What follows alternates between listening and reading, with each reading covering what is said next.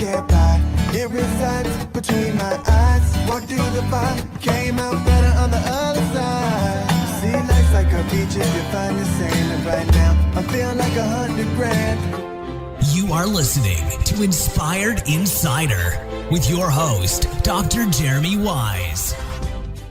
Dr. Jeremy Weiss here, founder of InspiredInsider.com, where I talk with inspirational entrepreneurs and leaders. Today is no different. I have Jason Falls. You can check him out at fallspartners.com. And Jason, before I formally introduce you, I always like to point out other episodes of the podcast people should check out. Since this is part of the Top Agency series, I have some interesting agency owners on. I had a mutual friend, Duncan Alnion, and obviously he focuses on CPG and beverage companies, mission-based brands, and I always like to hear what he has to say about trends. And I also like to eat, so I like to hear his recommendations on food and healthy food. So that was good. Another one was Kevin Hurrigan of Spinia Tech. He's at an agency since 1995, I think it was. So it was interesting to hear the evolution of the internet, business, and agency life throughout a couple decades. And another good one was Todd Taskey. Todd Taskey helps pair agencies with private equity. So he helps sell agencies, and he has a Second Bite podcast. So oftentimes, especially when dealing with private equity, finds if private equity if they buy you, then they sell again. Sometimes people will get more on the second bite than the first. So that was a really good episode on kind of M&A, on the M&A space and agencies. So check that out. This episode's brought to you by Rise 25. At Rise 25, we help businesses give to and connect to their dream relationships and partnerships. We do that in a few ways. One, we're an easy button for a company to launch and run a podcast. Jason's a big fan of podcasting, has a podcast and a podcast network, which we'll talk about as well. We do the strategy, accountability, and the full execution and production to make it easy. Number two, we're an easy button for a company's corporate gifting. So we make gifting and staying top of mind to clients, partners, prospects, even staff, simple, seamless, affordable. And so all you have to do is give us a list of the addresses, and we'll send gifts to people every few months for years. Okay. So Jason, we kind of call ourselves the magic elves that run in the background to make it stress-free for a company to build amazing relationships so that you can run your business. You know, that's the number one thing in my life is relationships. I'm always looking at ways on how I can give to my best relationships. And I found no better way over the past decade to profile the people I admire on my podcast and share with the world what they're working on, and also send them sweet treats in the mail. You can check us out at rise25.com or support at rise25.com. And Jason, I want to give a special shout out to iBrand Visual. They created this sign behind me. If you're watching the video, it's probably been over a decade since I've upgraded what was in my background. And so they work with companies like Fortune 500, Virgin, the Ritz, Carlton, and also small startups. And they do custom signs, interior and exterior. So thank you. I did pay them, but thank you for creating this for me. So if you have a podcast, check them out. They can probably create any size backdrop. This one's a little bit larger than I realized, Jason, but anyways, I'm excited to introduce Jason Falls. He's an expert in influence marketing and social listening space, and he'll explain what that is. He's authored 3 books, spoken to audience on 4 continents, and worked with top brands like GE Appliances, Maker's Mark Bourbon, Humana, and others. He also runs, as I mentioned, Marketing Podcast Network, and he kind of moonlights as a podcaster and radio disc jockey focused on music. So, Jason, thanks for joining me. Thank you so much for having me, Jeremy. It's going to be a fun conversation. I want to start off, and I'm gonna share your website, Falls Partners, in a second. But just start people off and talk about influence marketing strategy, and we'll get to the social listening part. Sure. So my kind of take on influencer marketing, which is what most people call it, but you'll notice I call it influence marketing.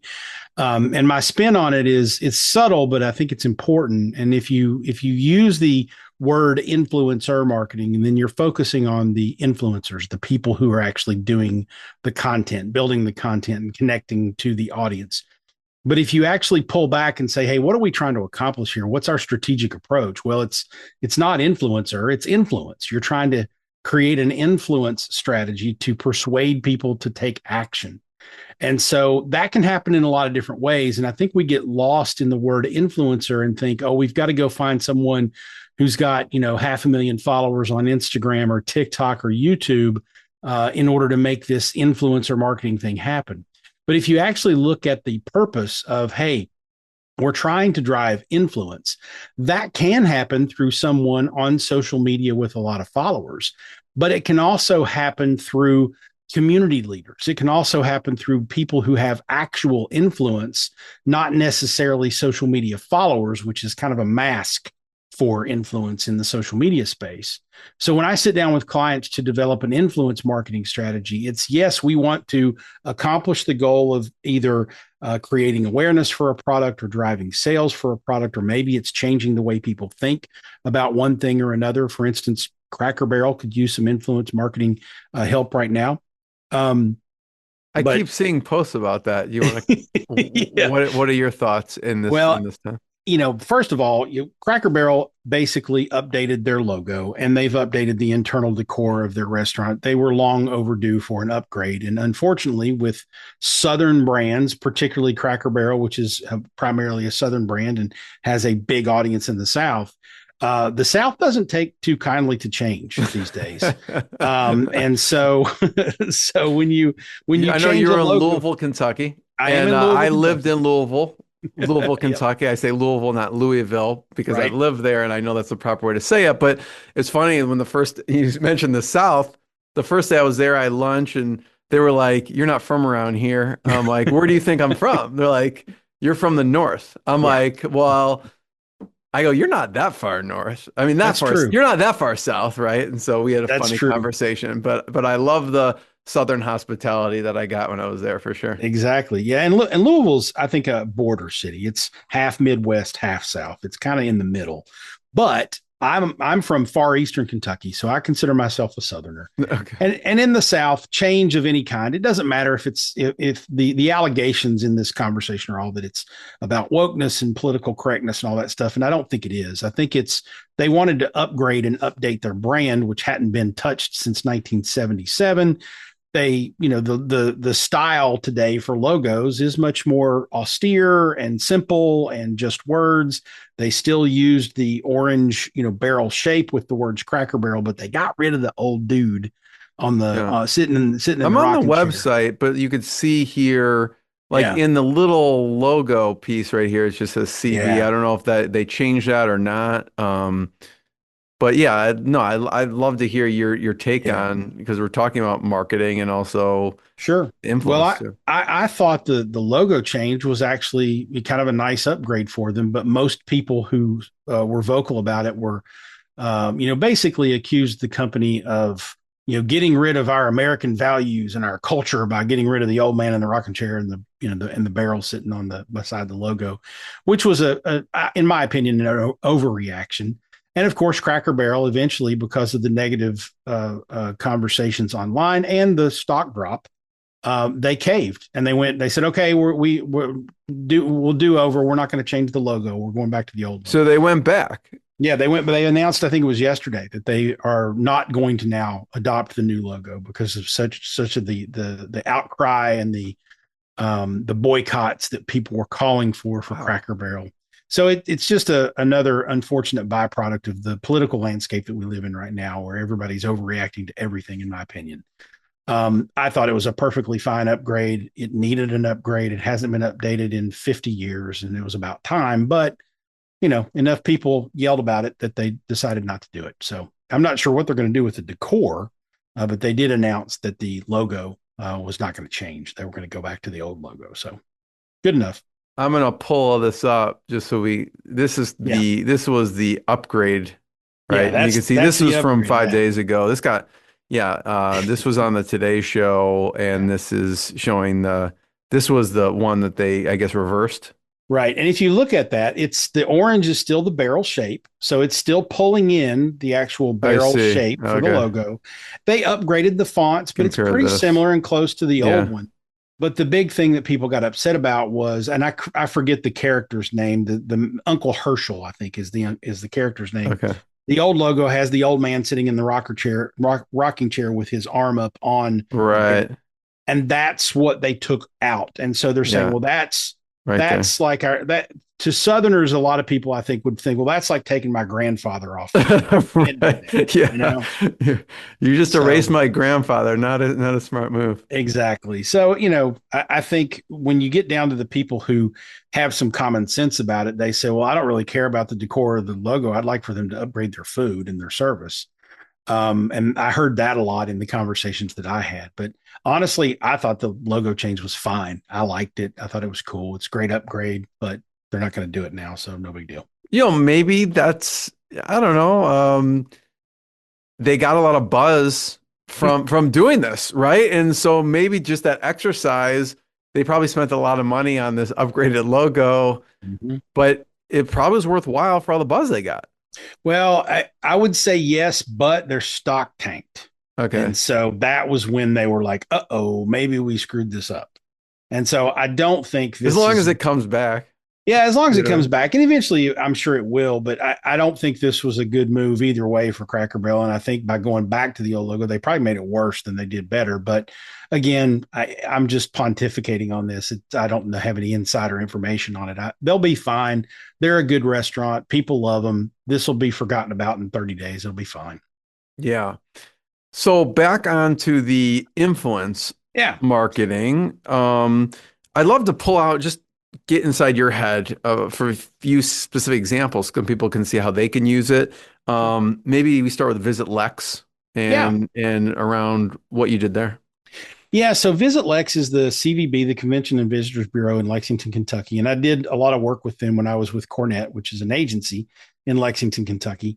And VisitLEX, Lexington, Kentucky is a great place. It's a great town. It's got a lot of things to come and look at and visit other than horse farms and other than the University of Kentucky.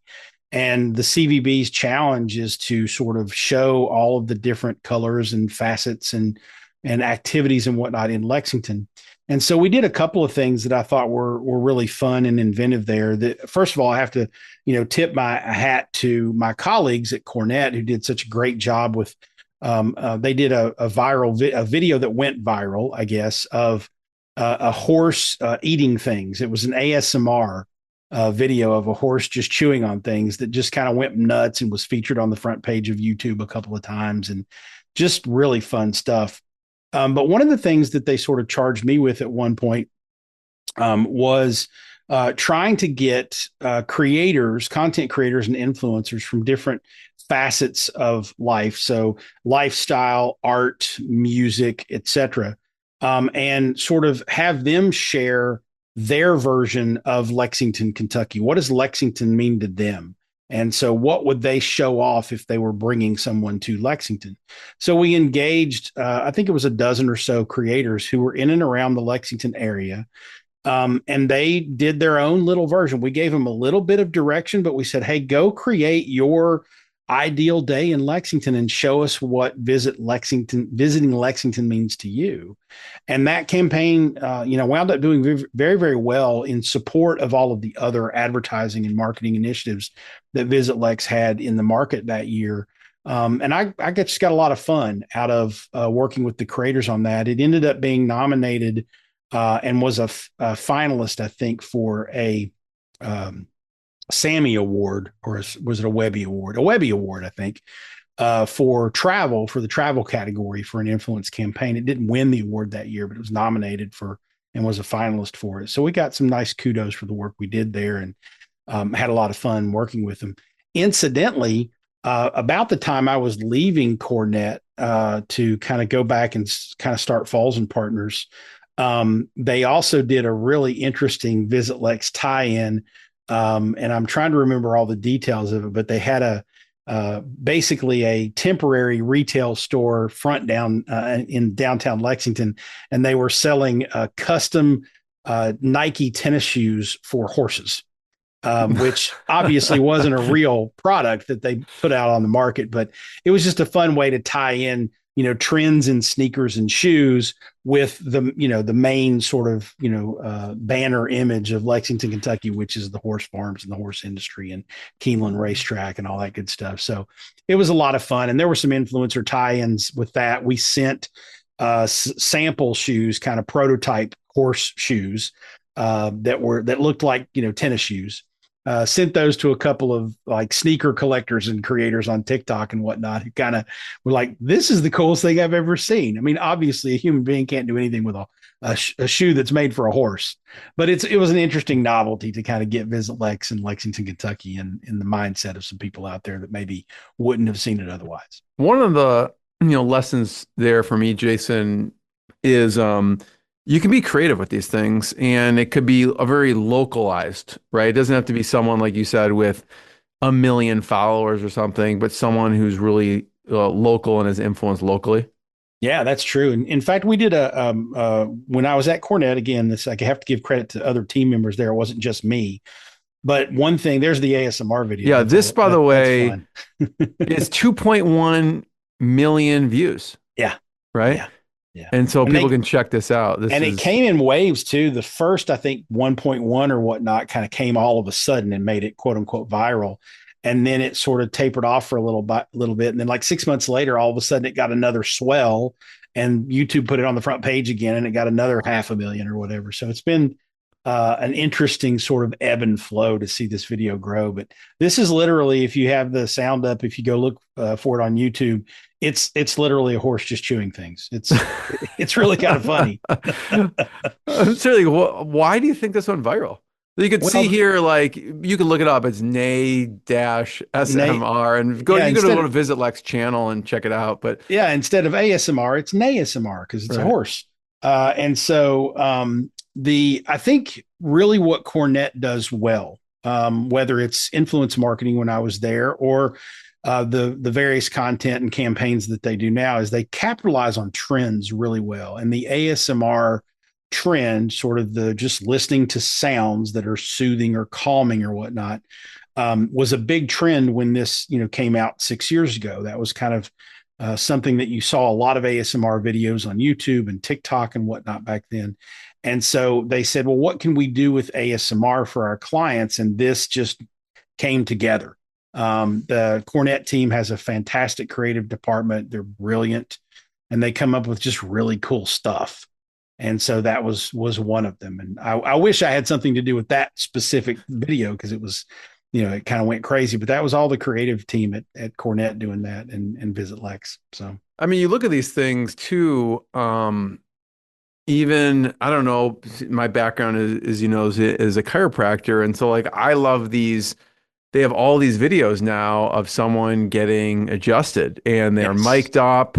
And there's something satisfying about it's kind of like the horse. It's just sound, but like something satisfying about watching and listening to people getting cracked, adjusted. And there's even ones about people doing pets. Like I don't know if he's a chiropractor or a vet or both. And I'm like, I could watch those things all day long and they become like local celebrities. Like when I go to, there's one in California. I'm like, I definitely want to get adjusted by that person. You know what I mean? Exactly. And I see those same videos because I'm a big fan of chiropractic. I love getting adjusted. And when those videos started popping into my stream, especially the gentleman, I think he's in the Ukraine or something that does the animals. Oh yeah. I know. You've seen those too. Yeah, I've seen those too. Those are great. And there is something really satisfying about not only hearing the sound, because if you've been adjusted and you hear the sound, you're like, oh, I bet that felt really good. But also just seeing the look on the faces of the people getting adjusted, or even the animals. The animals are hysterical because he's, holding their hind legs and kind of just does a gentle kind of snap. And the dogs will like turn and look at him all of a sudden, and they have this shocked look on their face. But then he goes, "You scoot," and then they lick his hand or whatever. It's pretty funny. Yeah, it's hard to create a viral video, right? I mean, I guess the people that you're talking about, I mean, a lot of these brands or people have influence already, so it's more likely just to get in front of the right person and eyeballs, right? So just to create a viral video in itself is very difficult, I would think. Yeah, and I would say that you can't create a viral video. You can create a good video, and then if it's put in front of the right people at the right time, it can go viral. Virality happens after the fact, but the content has to be really, really good. And so when I have talked to brands who are like, hey, we want our videos to go viral, or we want our social media content to get more views or whatnot, the first thing I ask them is, well, who's doing your content now? And typically it's, well, we've got a social media community manager, or we've got, people who are really cool with social media doing it. And sometimes businesses still to this day will say, oh, my interns are doing it. That still happens, although not as frequently as it used to. And I always tell them, who is it that you think can create the best content for you? Is it a social media manager, or is it a creative director or an art director who has been to art school, who studies creativity and tries to execute creativity every day? Maybe they're internal, or maybe that you're at your agency. Who are you choosing? And so the biggest fix that I've tried to make along the way with clients, whether I'm at an agency or whether I'm working with a brand, is if you want better content and your creative directors, your art directors, your copywriters are not currently creating the content, make that switch first, because that'll solve your problem 90% of the time. You've got to, and that's no disrespect to the community managers out there, the people who are really, really good at managing social media content and things like that. That is a different skill set. A copywriter and art director is not going to do that. I have a world of respect for social media professionals out there. But if you are having a problem with content not performing the way you want it to, and your creative team is not actually creating that social media content, that's your problem.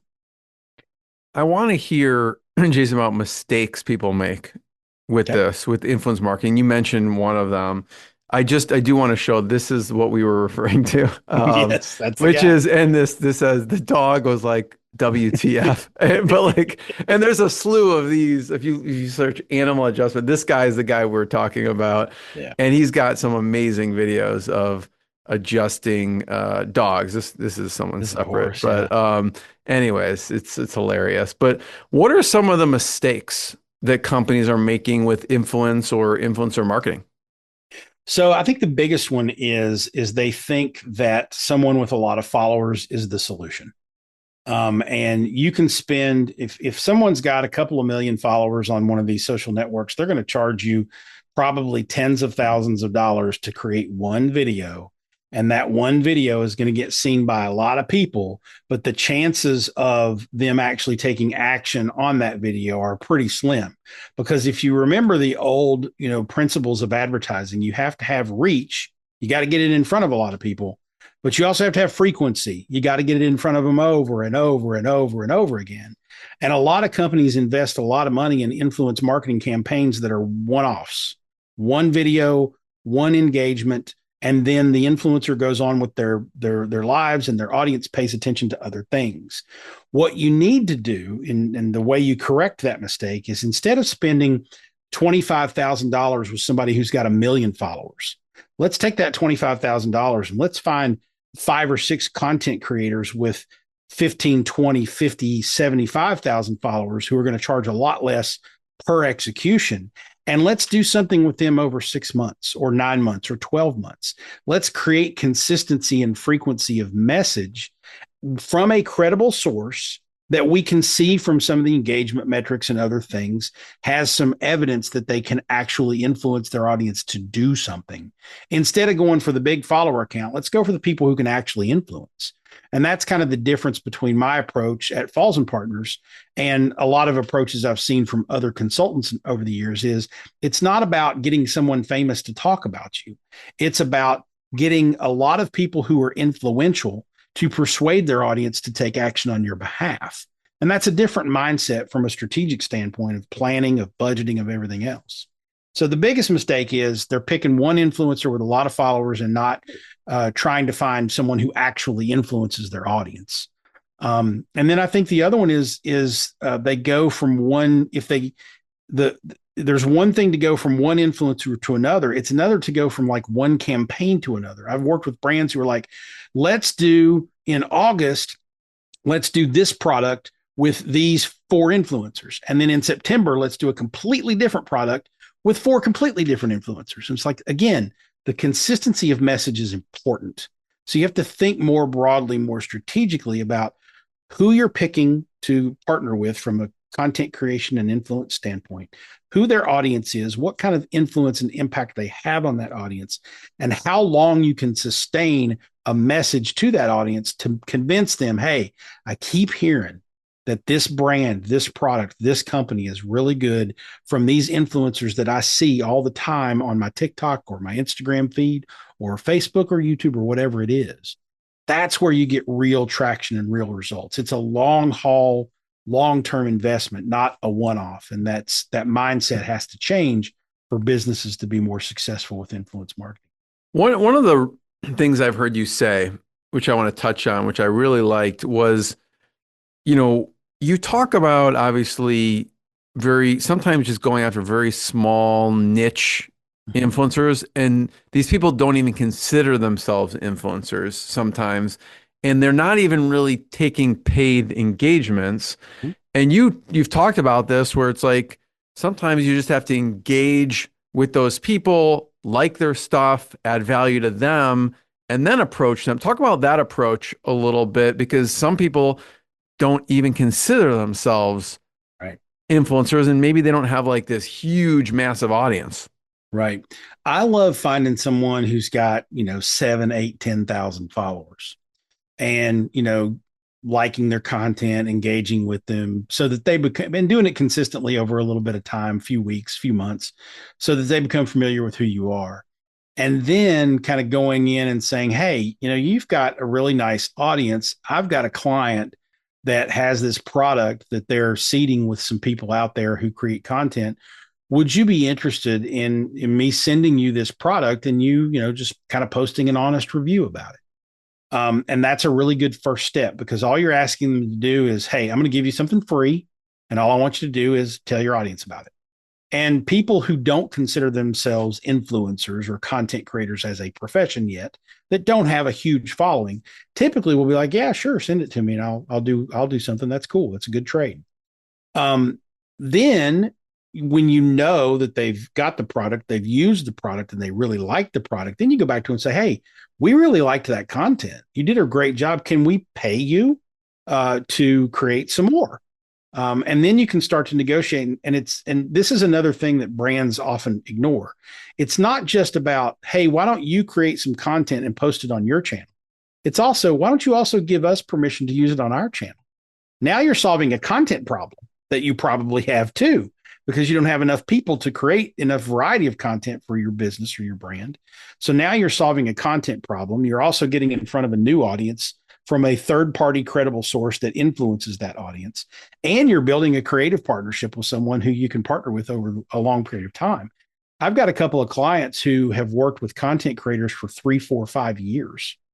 And it's less about getting in front of their audience, even though that's a great benefit of the partnership, and more about, hey, we need a really good explainer video, and this creator is really good at explaining things. And so let's give them the brief to create this explainer video that we can use, and then that they will also post on their channel.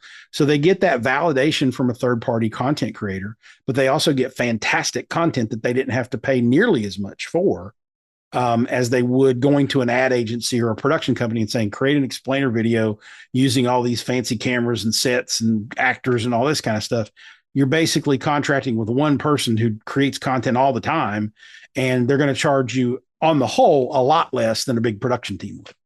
And with the reach and with other benefits to it. And, Yep. and it's a win-win-win all around. I mean, Yeah. Jason, listen, I'll work for food. If someone sends, people send me kombucha, they'll send me protein bars. I mean, I love that stuff. So I had the guy from Wild protein chips. They're made of chicken. Okay. So he sent me some bags. I'm like, yeah, I come on the podcast.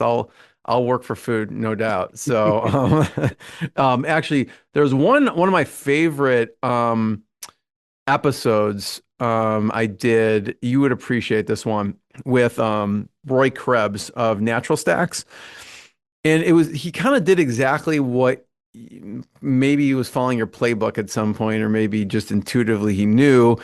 But this is the best intro I've ever had in any interview, probably over the past 15 years. And you'll see why, because I'll just say that he had an influencer and they didn't know how it was going to go. And it went better than they could ever imagine. And I kind of clipped the beginning of that into the front end of this interview. So if anyone checks this out, it's probably the most exciting intro. Not that yours wasn't exciting, Jason, but this was like an extra clip, Yeah. extra exciting. And it was from, I think that it was from like ESPN Sports Center. Nice. So it was pretty cool. Let's talk about GE for a second. Okay. And because it's like, okay, we take VisitLEX, and then now we'll take a consumer electronics, and we'll go back to like bourbon for a second, but talk about GE and how they can use this.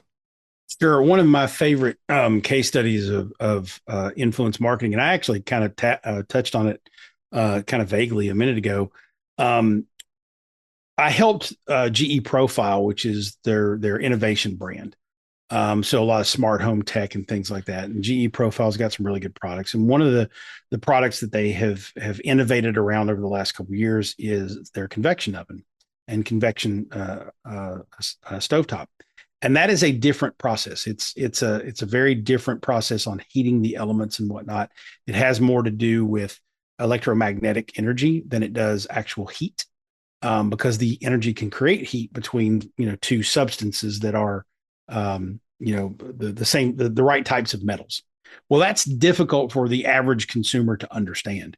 And so we had been partnering over the course of a couple of years with a gentleman, and all of a sudden I'm his name is blanking. I mean, David is his name, David Kogan, the Unlocker on YouTube. There you go. And so the Unlocker on YouTube is a tech influencer who does a lot of, phones, computers, all emerging technology. And so we found him and we started a partnership with him so that he could help us explain the innovations in the technology for GE Profile to his audience, who were real tech savvy, feature seeker type folks.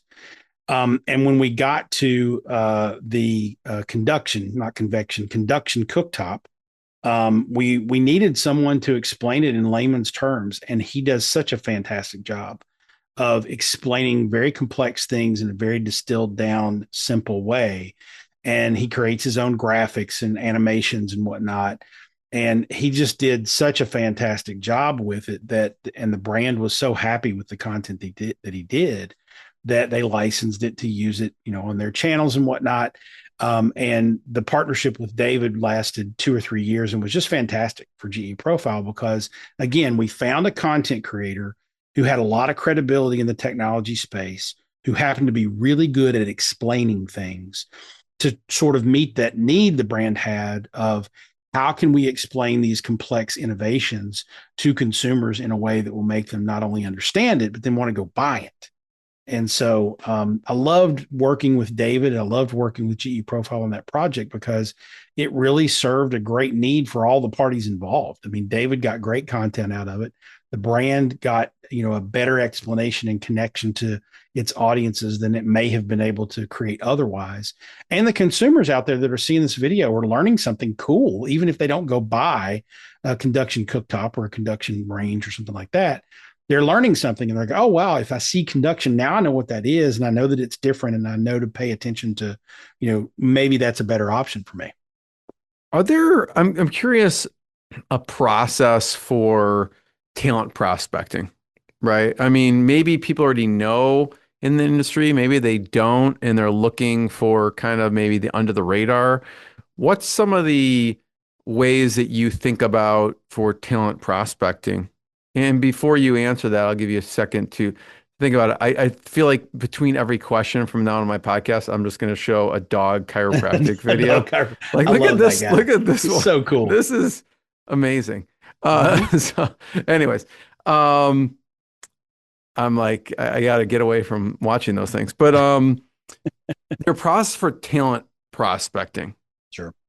So that is really the magic sauce of good influence marketing relationships, is finding the creators that do the nice combination of creating great content that's engaging, that does what you want it to do from getting the attention of the audience perspective, and content and people who can create content that will actually, cause action, that make people go want to buy or try something. But then also who have the right audience and the right reach, getting to the right audience with the right content, the right place, the right time. Now you've hit that bullseye and you're successful. And honestly, there are lots of great influence marketing tools out there where you can type in a topic and it'll bring you a list of hundreds of creators that talk about that topic and whatnot. But there are none that will magically prospect for you and get the perfect list. You have to do the work. You got to roll up your sleeves and you got to go look at the content they create. You got to judge it for yourself. You got to say, hey, is this persuasive? Is this creative? Is this enthusiastic and energetic? Does it persuade people to do something? Now, the content creators and influencers out there who are doing this for a living, who understand what brands really want and need, and that's very few people, a very low percentage of influencers and creators really get it. But the ones that do will come back to you and say, here's the type of content I create. Here's my engagement numbers that prove that my audience is fully embraced and engaged and invested in what I do.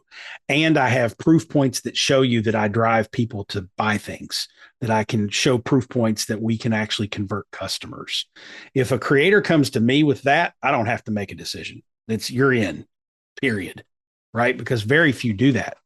So unfortunately, since very few do that, you, as an influence marketing strategist, someone who's managing an influence marketing campaign and strategy for my clients, I have to do the dirty work. I will spend hours going through 30 or 40 pieces of content per creator on my list. And there might be a couple hundred people on my short list. I typically start by saying, okay, who's got the right audience? Who talks about the topic, the most? Who's got the right audience? And in these influence marketing tools that you can use, you can get a sense of demographics and things like that. So I look at their content topics. I look at the audience that they reach. And then I have to dig in and say, okay, is this on brand? Is this going to represent this brand well? Is this persuasive? And then I try to reach out to those individuals who make my short list and say, hey, have you ever done anything where conversions were a part of the success metrics? Can you show me that you can actually move the needle? Because I need that evidence to be able to be supremely confident in choosing you for this. Sometimes you'll have people that respond to you with good substantive things. Sometimes you'll get people that say, oh, no, I'm just really good at creating awareness. And some people will say, it's an honor to work with me. So I'm not going to give you anything else. You just should work with me. And those immediately come off my list because I don't deal with egos. So there you go. Yeah, I've heard some stories from you where one person you reached out to, it didn't have a big following and wanted like $7,500 for a post. And then you just asked, great, what should we expect for that? And they just didn't respond back. Yeah, exactly. I remember exactly who it was. It was in the home category. And this young lady was, I think had a really nice following online, probably about 50,000 people. So decent audience. But I think she was like renovating an old house or something like that. And I was trying to connect a client with her and I said, what's your rate for, doing, a few posts? And she said, well, I charge, I think it was $7,500 for a single Instagram post, not a reel, not a video. A still photograph on her Instagram feed with 40,000 followers. And I immediately, very quickly, because I've done this long enough, I said to her, that math doesn't work for anybody. So either you're highballing me because you don't want to deal with me, which is fine. Just tell me you're not interested. I don't need you to bluff me out of it. Or you have no earthly idea what the going rate is for an Instagram post. And so I tried to be nice about it. I said, okay, well, if I'm going to pay you $7,500 for a single Instagram post, you need to show me that you can actually turn the needle, up for my client. What are your proof points of where you can convert? And she didn't respond because she didn't have any probably, but yeah, we didn't work with her. Yeah. I mean, I remember I had, Rand Fishkin on the podcast who started Moz, SEO Moz, and he has got some crazy stories about him selling the company a little bit too late from what he wanted to get for it. But then he talked about SparkToro and some of the stuff he's doing with that, which, there's an art and science in the reach out. I mean, even if you have the people, you still got to communicate and have the right copy and relationship. So I remember him talking about Spork Toro and like just like it just lets you find more people out there. You know what I Yeah. mean? So it Yeah. was an Rand interesting is brilliant. I've talked to him a couple times before. He's a really smart guy. totally. So GE, VisitLEX, talk about bourbon. Yeah. So once upon a time, again, hats off to my colleagues at Cornett. For a very long time, they represented a fairly large alcohol, wine, and spirits company. I don't believe they work with them anymore. But in one instance, there was a bourbon brand that we were working with that we were trying to make a connection to this bourbon, and kind of our demographic research and whatnot told us that this bourbon was favored by those who leaned to be outdoorsy, camping, hunting, fishing, those kinds of folks. This bourbon was really popular in that particular segment. And so we were trying to find some influential people to connect the brand with in an interesting, unique way. And we found a gentleman, Derek Wolf at Over the Fire Cooking, who at the time, had a nice audience. About 100,000 total people were following him on the interwebs at that point. And basically, all of his content was kind of an overtop shot camera looking down on a cooking surface over a fire out in the woods. So he was camping or something and cooking over a fire. And the surface would be, I don't know how the camera never melted, but neither here nor there. But he was looking down on the fire and he would talk about his recipe and actually show you the cook. And it was really compelling content. It was really good. And if you wanted to get better at your outdoor grilling game, you followed his channels. Well, he was creating content basically with a phone or a camera and didn't have a big crew. So we reached out to him and said, hey, we would love to partner with you. We don't have a huge budget necessarily, but what if we did this? What if we upgraded your content game? What if we brought a film crew in and actually did a little 3 or 4 or 5 episode mini series of Over the Fire Cooking with the brand as a partner for the series? And we can incorporate the brand into each episode in a relevant way that isn't spammy or anything with your audience. But let's tell a story and up your content game so that you can position yourself to be in better footing for a real TV show on an outdoor network or something like that, right? So we really wanted to invest some resources and some energy in this creator because we really believed in him. And what ended up happening was a 4-episode miniseries that turned into 3 or 4 seasons of basically YouTube shows for Derek Wolf and Over the Fire Cooking, where the bourbon brand, the first season, which I was involved in some of, I didn't come up with all the concepts, but I was involved in helping it all happen. The first episode, he had a wild game hunter as his guest. And so he and the wild game hunter would talk about hunting and talk about cooking while they cooked something on the show. And then, of course, at the end, they cheersed everything with a bourbon. And then the second episode, he went to visit a butcher outfit in Nashville, Tennessee that had a really nice social media following. So again, it's not about the influencer, it's about the influence, right?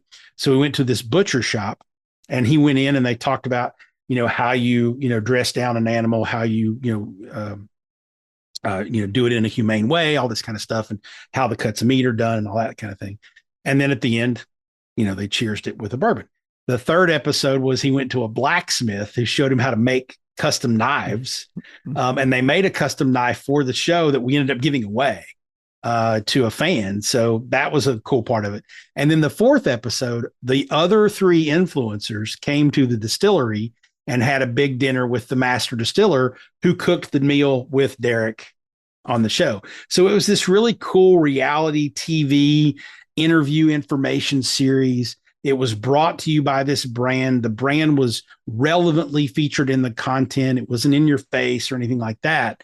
But it was a really beautiful partnership between a content creator that we wanted to lift up and a content creator who then wanted to lift us up as well as a brand. It worked out really, really well and was a good series. I mean, it's a pretty cool job to connect cool brands with cool influencers. It's awesome. one of my friends, I consider him, he's a master, entrepreneur, marketer, started Mystery Tackle Box. Your story reminds me of kind of some of their niche influencers that they would, would go after, which is like fishermen, like local fishermen people, and all over the US. And anyways, looking at his videos, I was just looking through some of the people that just have created videos, right? They get, they get 1,000 views, 2,000 views, 3,000 views here and there, but they're local influencers. And I mean, they have this crazy character, Carl, who's like kind of their mascot. And some of these things have gotten like 7.5 million views. Like this is a fishing lure smell test, but they just do comical things, but they did an amazing job of connecting with influencers all over the country, That's So, good stuff. social listening. Yeah. Let's talk about social listening. Maybe we'll talk about Dirt Devil. Yeah. So social listening is for those of you who don't know, is where you have tools that listen to social media conversations, kind of like a Google search engine. They index the social media conversations, and you're able to kind of filter down through keywords and things like that, and Boolean searches on what people are saying online about your product, your brand, your services, or just general topics that you're interested in. And so I've been doing that for a while now for a number of brands. I did not work with Dirt Devil. I should disclose that, but I did a test case study with them with a social listening report a few years ago. And we were looking at, we coded all of the results that we pulled in, and we started going through and analyzing the data. And we coded, one of the things we coded was use cases. So are they using the Dirt Devil for pet hair, human hair, dust, other things? What are the use cases? And we looked at this little bubble chart where we had the big bubbles were the big conversations, and smaller ones obviously were less frequent. But we saw this bubble kind of off to the side, and it said blacksmithing. And I was like, what the hell is this? So I go into the data and I start looking at it a little bit more. And what it turned out to be is that people who are still crafting metal with blacksmithing, and there's people out there that do that professionally and also do it as a hobby, they needed, for some reason, small directional fans to blow at the metal to cool it off at various points in the process. They were buying Dirt Devils, breaking them open and pulling the fan out of the thing so that they could have this little, fan to blow directionally on metal. And they must have been pretty good fans then. Must have. So I actually packaged my little thing up and I sent it off to the people at Dirt Devil just as a freebie and said, hey, I discovered this. And if I'm a product manager at Dirt Devil, I'm saying, well, let's package the fans and put them on our website that people can just order direct to consumer, and potentially reach out to the blacksmithing community and say, hey, we saw what you were doing. Don't buy the whole vacuum, just buy the fan. Like, that's a new product line and a new revenue stream. And you enthuse a community around your brand to the point to where they're incredibly loyal because you did something specifically for them and their interest group. I don't know that Dirt Devil ever did anything with it. I never heard back from them, but I was like, hey, here's a freebie. This is what I do. I'd love to work with you guys, but have this and see what you can do with it. So there you go. Let's take something almost completely opposite, but assisted living. Like, talk about that in social listening. I love the thought of just like using, actual cases, and categorizing in the popularity. And I think this is instructive for any business. I think for features, whether it's a product business, a software business, it doesn't matter. Right.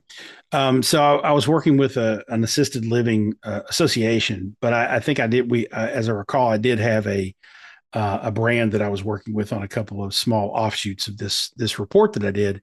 And there was one particular company who came to me and said, we are showing a huge spike in negative conversation online in the tools we're looking at. Can you help us understand it?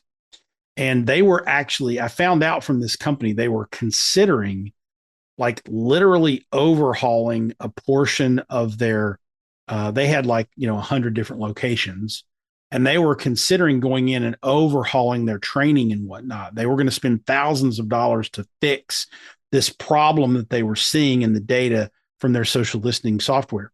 And I went into the data and looked, and they had a high negative sentiment online. But further analysis showed that the negative sentiment that they had online, about 95% of it was coming from people. Four people. It was four people whose relative had died in that, brand's facilities. And they were going to every website that they could possibly go to and every social media post that they could possibly do and trashing the brand. So they were about to spend hundreds of thousands of dollars to overhaul training and all sorts of other, staff development content and whatnot. And it was because of four people. And so my recommendation to them was get those four people on the phone, talk to them, listen to them, see if you can't cool their jets a little bit. I mean, there's nothing you can probably do. And if it's a legal situation, if there's some lawsuit involved, then obviously you got to handle it differently, but you don't need to overreact and spend hundreds of thousands of dollars to course correct your training, because that's not the problem. The problem is you got four people who lost relatives and they're pissed. That's it.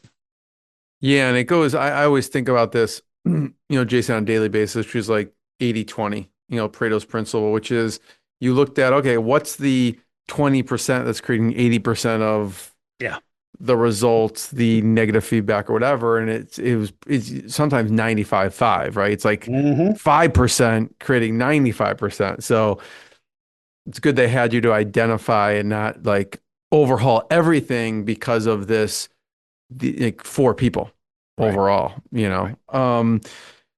First of all, Jason, I have one last question. Before I ask it, I want to encourage people to check out your website. We're here at fallspartners.com. Also, you have a book, which we can talk about, Winfluence. It's also on Audible. Winfluence, we're looking at here, reframing to, influencer marketing to ignite your brand. You have a couple other books actually too. So if you want to mention those, this is the one that popped up for me. But my last question is just about podcasts, like some of your favorite podcasts. I'm here on the marketing, run a network of podcasts. Yeah. Obviously podcasts is near and dear to my heart. So I'd love to hear some of your favorite podcasts. It could be ones in the network. It could be ones out of the network. We're right here at marketingpodcast.net. Sure. What are some of your favorites? I'm a true crime buff. I really like true crime podcasts. But obviously I run the Marketing Podcast Network, and there's some really, really there's great a true shows. crime one in here I think I was looking at. There was, we had one once upon a time that was a part of the network that was a radio drama, and it was kind of the film noir kind of approach. I saw it somewhere. An audio podcast. Yeah. We had that one on for a while. I think they dropped off, but we've got about 80 shows now, and they cover everything from creativity to market research to influence marketing to SEO, et cetera, et cetera. And there's just so many to choose from. It's just a really good place. We've got a couple that focus specifically on agencies. The Fuel podcast is a new business podcast for agencies from Keith Smith at The Advertist. And it's just a good group of folks. These are, my colleagues in the marketing space that I buddied up with at conferences for years. And I just got this idea one day to put together a network that was specifically geared toward marketers.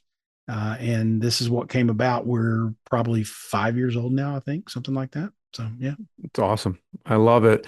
Jason, thanks for sharing your expertise, knowledge, and also your love for animal adjusting. This was a fun episode. People can people can learn more. Go to fallspartners.com, check out more episodes of Inspired Insider, and we'll see everyone next time. Jason, thanks so much. Thank you, Jeremy. What I got, you can't buy. It resides between my eyes. Walked through the fire, came out better on the other side. See, life's like a beach if you find the sailing right now. I'm feeling like 100 grand.